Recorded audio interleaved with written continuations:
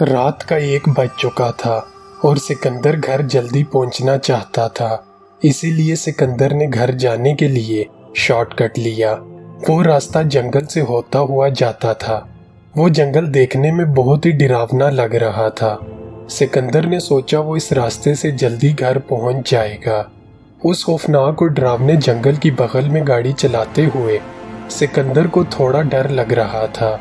اپنا دھیان جنگل سے ہٹانے کے لیے اس نے اپنی گاڑی میں ریڈیو آن کر دیا۔ پہلے تو ریڈیو ٹھیک سے چلا، لیکن کچھ ہی دیر میں اس ریڈیو میں عجیب سی ڈسٹربنس آنے لگی۔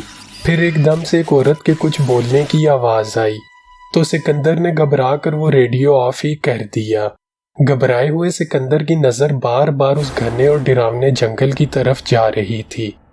تیز ہوا کی وجہ سے جنگل کے درخت زور زور سے ہل رہے تھے۔ ایسا لگ رہا تھا کہ شاید کوئی طوفان آنے والا ہے۔ تبھی اچانک سے سکندر کو جنگل کے اندر سے ایک لال روشنی دکھائی دی۔ وہ چمکتی روشنی بار بار اسے دکھائی دے رہی تھی۔ سکندر کو کچھ سمجھ نہیں آ رہا تھا۔ وہ بس اپنی گاڑی سیدھی سیدھی چلا رہا تھا۔ تبھی اس کی گاڑی کے سامنے ایک لڑکی پتہ نہیں کہاں سے آ گئی اور اس نے سکندر کو گاڑی روکنے کو ہاتھ دیا، لیکن سکندر کی گاڑی کی سپیڈ بہت تیز تھی اور وہ ٹائم پر گاڑی نہیں روک پایا۔ سکندر کی گاڑی اس لڑکی کے اندر سے آر پار ہو گئی۔ سکندر نے جب بریک مار کر فائنلی گاڑی روکی تو وہ ڈر کے مارے کانپ رہا تھا۔ اسے لگا کہ اس کے ہاتھوں ایکسیڈنٹ ہو گیا ہے۔ کسی طرح جب اس نے پیچھے مڑ کر دیکھا تو سڑک پر دور دور تک کوئی بھی نہیں تھا۔ سکندر نے گاڑی سے اتر کر روڈ کی طرف دھیان سے دیکھا، پر پھر بھی اسے وہاں کوئی دکھائی نہیں دیا۔ وہ وہاں سے جلدی نکلنا چاہتا تھا۔ وہ واپس اپنی گاڑی میں بیٹھا اور پھر اس کی نظر گاڑی کے ریئر ویو مرر پر پڑ گئی۔ اس نے جو دیکھا اسے دیکھ کر وہ سن پڑ گیا۔ وہ لڑکی اس کی گاڑی کی پچھلی سیٹ پر بیٹھی ہوئی تھی۔ سکندر اسے دیکھتے ہی زور سے چلایا، پر اس لڑکی نے اچانک سے ہی اس کا گلا پکڑ لیا۔ اندھیرے میں اس لڑکی کا چہرہ نہیں دکھ پا رہا تھا، لیکن دھیان سے دیکھنے پر سکندر کو دکھا کہ اس لڑکی کا گلا آدھا کٹا ہوا تھا اور چہرے پر بڑی بڑی خرونچیں تھیں۔ سکندر ڈر کر زور سے چلا پڑا، لیکن اس سنسان سڑک پر دور دور تک کوئی بھی نہیں تھا۔ اسی دوران سکندر کو جنگل کے اندر پھر وہی لال لائٹ دکھائی دینے لگی۔ اپنا گلا کسی طرح سے چھڑا کر وہ اس جنگل کے اندر گھس گیا۔ بنا کچھ سوچے سمجھے وہ بس بھاگتا رہا۔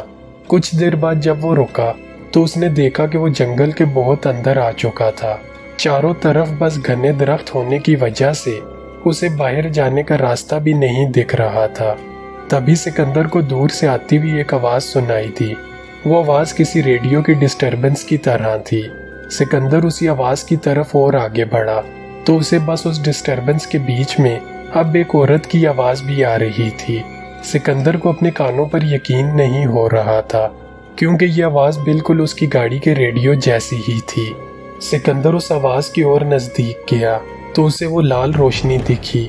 وہ روشنی ایک عورت کی آنکھ سے آ رہی تھی، ایک عورت جو اپنے ہاتھوں میں ایک پرانا سا ریڈیو لیے رو رہی تھی۔ سکندر اسے دیکھ کر بہت زیادہ ڈر گیا۔ اس نے سوچا وہاں سے چپ چاپ چلے جانا ہی بہتر ہے، لیکن تبھی اس عورت نے سکندر کو دیکھ لیا اور وہ عورت سکندر کو خوفناک آنکھوں سے دیکھنے لگی۔ تبھی سکندر کی نظر اس عورت کے چہرے پر پڑی اور اس عورت کا چہرہ دیکھ کر سکندر کی روح کانپ گئی۔ اس کے چہرے پر بھی بہت سارے کٹس لگے ہوئے تھے اور اس کی آنکھیں خون سی لال چمک رہی تھیں اور وہ چیختی ہوئی سیدھا سکندر کی طرف آنے لگی۔ سکندر یہ دیکھتے ہی وہاں سے الٹے قدم بھاگنے لگا اور وہ چڑیل بھی اس کے پیچھے جانور کی طرح بھاگ رہی تھی۔ بھاگتے بھاگتے سکندر کو باہر ایک بلڈنگ دکھائی دی۔ وہ اسی کی طرف بس بھاگتا رہا۔ تقریباً 1.5-2 کلومیٹر بھاگنے کے بعد وہ اس بلڈنگ کے نزدیک آ گیا۔ وہاں کچھ لوگ کھڑے تھے۔ کانپتا ہوا سکندر جب وہاں پہنچا تو وہ ڈھنگ سے اپنے ساتھ ہوا حادثہ بتا بھی نہیں پا رہا تھا۔ جیسے تیسے کر کے سکندر نے ان لوگوں کو اپنے ساتھ ہوا حادثہ بتایا، لیکن حیرانی کی بات تو یہ تھی کہ وہ لوگ اس بات کو سن کر بالکل بھی حیران نہیں ہوئے، بلکہ انہوں نے سکندر سے کہا کہ وہ خوش قسمت ہے جو زندہ بچ گیا۔ ان میں سے ایک بڑے شخص نے اسے بتایا کہ تقریباً 10 سال پہلے 2 لڑکیاں وہاں سے گاڑی میں جا رہی تھیں کہ اچانک ان کی گاڑی خراب ہو گئی۔ ان کے پاس ایک ریڈیو تھا اور تبھی ان کے پیچھے ایک چور پڑ گیا۔ ان لڑکیوں نے اس چور سے جان چھڑانے کی بہت کوشش کی، مگر وہ چور کافی خطرناک تھا۔ اس نے ان میں سے ایک لڑکی کے گلے پر چاقو دے مارا اور اس لڑکی کی گردن پر ایک گہرا کٹ لگ گیا اور اس کی گردن سے بہت سارا خون بہنے لگا۔ اس لڑکی کو ایسی حالت میں دیکھ کر وہ چور وہاں سے بھاگ گیا۔ دوسری لڑکی کے ہاتھ میں ایک پرانا سا ریڈیو تھا۔ اس رات اس لڑکی کا کیا ہوا یہ کوئی نہیں جانتا، پر آج بھی کہتے ہیں کہ ان دونوں لڑکیوں کی طرح کی 2 چڑیلیں اسی جگہ پر گھومتی رہتی ہیں اور وہ چڑیلیں رات کے وقت وہاں سے گزرنے والے لوگوں کو پریشان کرتی ہیں۔ یہ سن کر سکندر کے پیروں تلے سے زمین کھسک گئی۔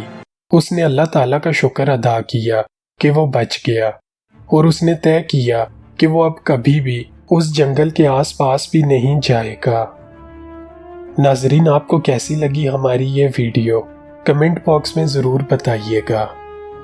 میں امید کرتا ہوں کہ آپ کو ہماری آج کی یہ ویڈیو پسند آئی ہوگی۔ اگر ویڈیو پسند آئی ہو تو اسے لائک کر دیں اور شیئر کرنا مت بھولیے گا، اور اگر آپ اس چینل پر نیو ہیں تو چینل کو سبسکرائب بھی کر دیجیے گا۔ ملیں گے کسی نئی ویڈیو کے ساتھ، تب تک کے لیے اللہ حافظ۔